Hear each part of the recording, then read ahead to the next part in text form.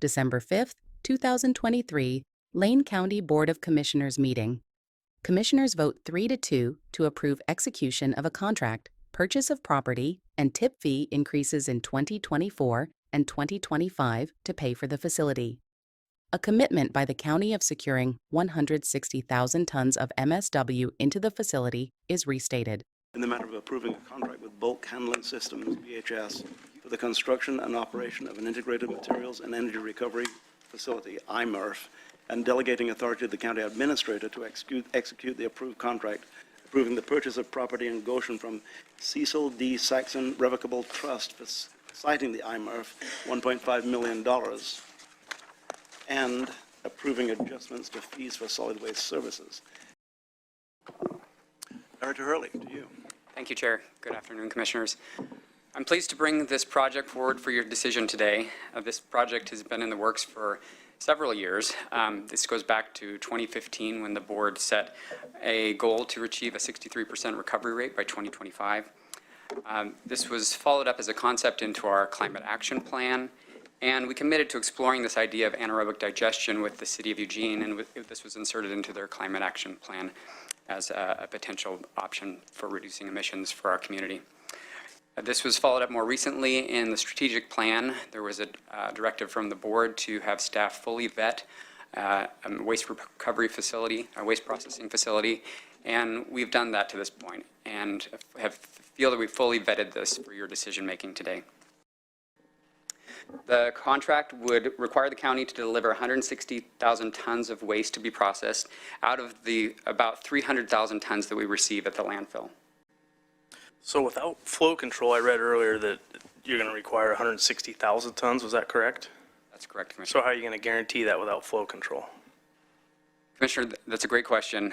We intend to do that by keeping the rates low comparison to the costs that haulers would have to incur to drive the waste to out-of-county facilities. So again, with the rates, the landfill rate is about 20% of a person's garbage bill. The other 80% is the personnel, equipment, and administrative, what other parts of the operation. To have personnel and equipment going an additional 45 minutes away from here, an hour and a half round trip with one garbage truck, I don't think makes financial sense. So by keeping rates lower here, the garbage haulers will still have an option to use our facility at a competitive rate, particularly when these rates will be passed on to their customers.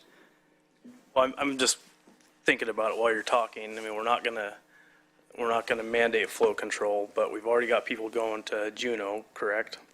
You say Juneau's currently small, but Juneau already is an interesting animal. Sorry, Commissioner. Yeah. So Juneau's already up and running. It would be fairly easy. I mean, could they expand and then take over more of Lane County's garbage and cut into our 160,000 tons? Commissioner, I would need to know more about Juneau. What my understanding of Juneau is they're taking specific waste streams that are higher in paper value, and they're trying to pull the paper out of it. They're paired with a paper mill. So I don't think it makes sense for them to take your garbage to be able to feed a paper mill. When most of that paper is going to be wetted, there's the energy expense of drying that paper. I don't know a whole lot about the Juneau facility and would like to know more about it, but my understanding is it's a pilot facility and they have limited options to expand. As previously shown in this video, county commissioners have repeatedly stated municipalities in Lane County have historically and currently disposed of waste outside of Lane County, as it could be done at a lower cost than by using Lane County facilities. Again, Sanapak also met with county staff in November 2022, more than a year prior to this meeting, informing staff of the acquisition of Dry Creek Landfill and that it was now more cost-effective for them to deliver waste out of county, and that at that time 1,800 tons of MSW per month was being sent to Juneau, compared to the 100 tons per month previously stated by staff in a commissioner's meeting. And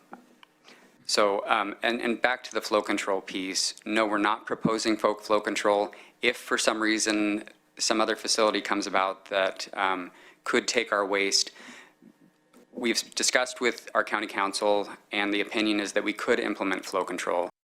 At the time of the December 5th, 2023 vote to move forward with the facility, county staff had data showing total incoming tonnage to Short Mountain landfill was declining rapidly.